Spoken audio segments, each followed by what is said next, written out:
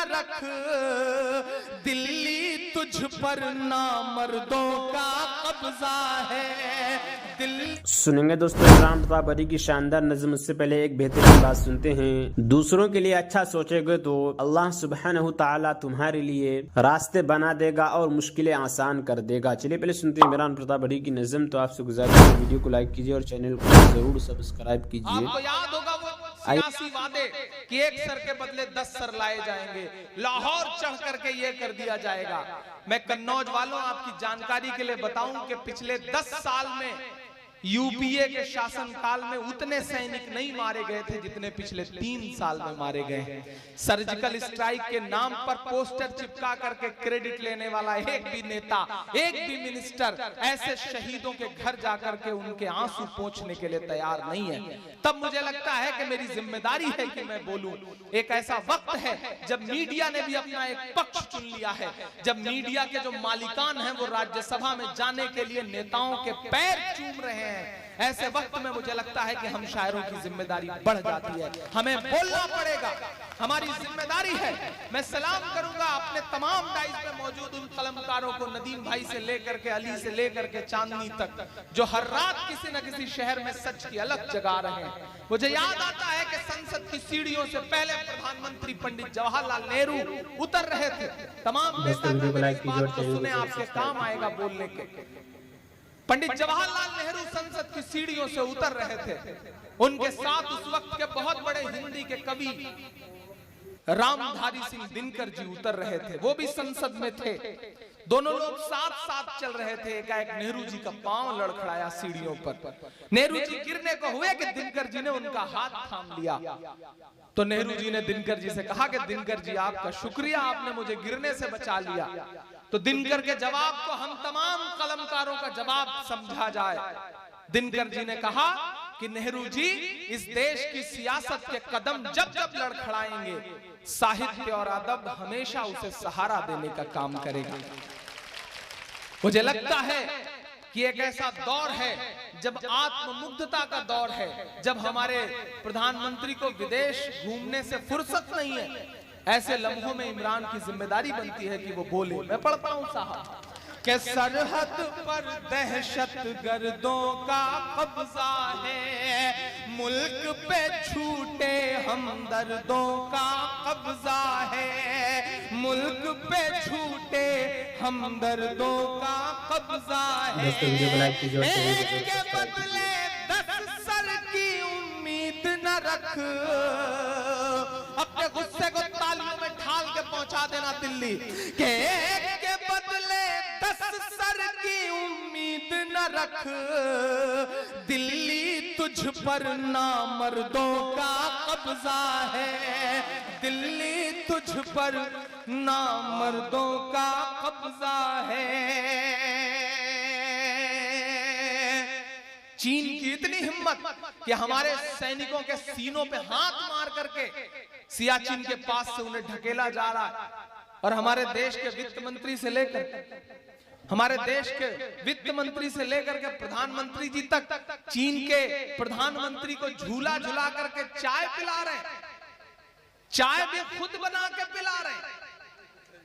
अच्छा, जब उन्होंने खुद चाय बना के पिलाई तो मुझे अच्छा लगा कि चलो आदमी प्रधानमंत्री भले ही बन जाए लेकिन मूल धंधा नहीं भूल रहा है। यह अहम बात है।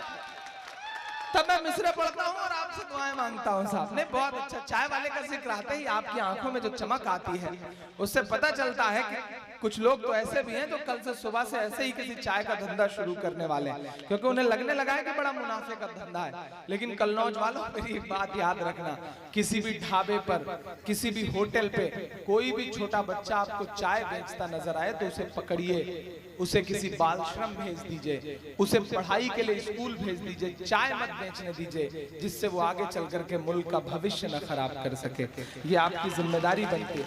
मैं मिसरे पढ़ता हूँ साहब कि सरहद पर दहशत गर्दों का कब्जा है, मुल्क पे छूटे हमदर्दों का कब्जा है।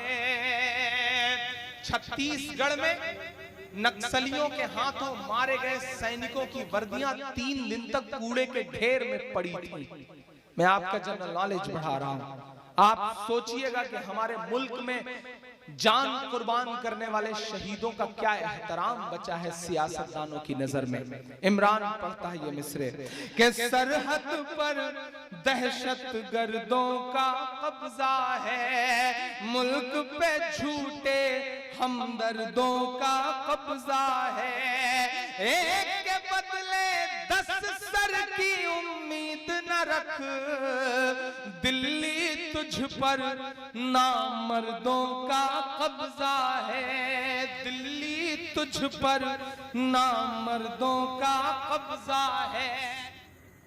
दोस्तों, इमरान प्रतापगढ़ी की नज़्म सुनने के बाद आप अपनी राय में क्या कहना चाहते हैं वो नीचे कमेंट बॉक्स में जरूर बताएं। ये दोस्तों मुंतखब अहदीस सुनते हैं। हजरत उबादा बिन सामित रज़ियल्लाहु अन्हु फरमाते हैं कि मैंने रसूलुल्लाह सल्लल्लाहु अलैहि वसल्लम को इरशाद फरमाते हुए सुना, अल्लाह ताला ने 5 नमाजें फ़र्ज फरमाई हैं। जो शख्स इन नमाजों के लिए अच्छी तरह वज़ू करता है, उन्हें मुस्तहब वक्त में अदा करता है, रुकू सजदा इत्मीनान के साथ करता है और पूरे खुशू से पढ़ता है, तो अल्लाह ताला का वादा है कि उसकी ज़रूर मग़फ़िरत फरमाएंगे। और जो शख्स इन नमाज़ों को वक्त पर अदा नहीं करता और ना ही खुशू से पढ़ता है, तो उससे मग़फ़िरत का कोई वादा नहीं, चाहे मग़फ़िरत फरमाए चाहे अज़ाब दे। हज़रत अब्दुल्लाह बिन उमर रज़ियल्लाहु अन्हुमा रिवायत करते हैं कि रसूलुल्लाह सल्लल्लाहु अलैहि वसल्लम से जिब्रील अलैहिस्सलाम ने जब कि वो एक अजनबी शक्ल की शख्स में हाजिर हुए थे, इस्लाम के बारे में सवाल किया। आप सल्लल्लाहु अलैहि वसल्लम ने इरशाद फरमाया, इस्लाम यह है कि तुम दिलो ज़बान से उस बात की शहादत अदा करो कि अल्लाह ताला के सिवा कोई माबूद नहीं और मोहम्मद सल्लल्लाहु अलैहि वसल्लम अल्लाह ताला के रसूल हैं।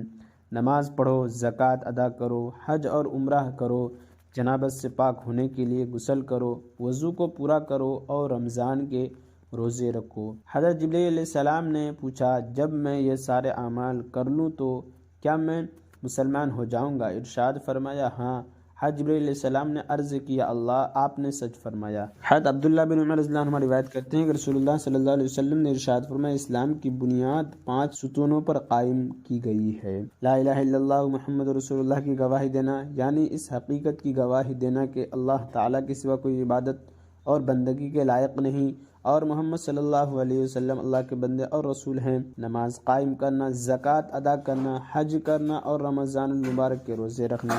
अल्लाह ताला ने अपने रसूल सल्लल्लाहु अलैहि वसल्लम से इरशाद फरमाया, आप मेरे ईमान वाले बंदे से कह दीजिए कि वो नमाज की पाबंदी रखे और जो कुछ हमने उनको दिया है उसमें से कुछ खफिया और ऐलानिया खैरात भी किया करे, इस दिन के आने से पहले पहले के जिस दिन ना कोई खरीद व फरोख्त होगी कि कोई चीज़ देकर नेक आमाल खरीद लें जाए और ना इस दिन की कोई दोस्ती काम आएगी कि कोई दोस्त तुम्हें नेक आमाल दे दे। हज़रत इब्राहीम अलैहिस्सलाम ने दुआ फरमाई, ऐ मेरे रब, मुझको और मेरी औलाद को नमाज का ख़ास एहतमाम करने वाला बना दीजिए।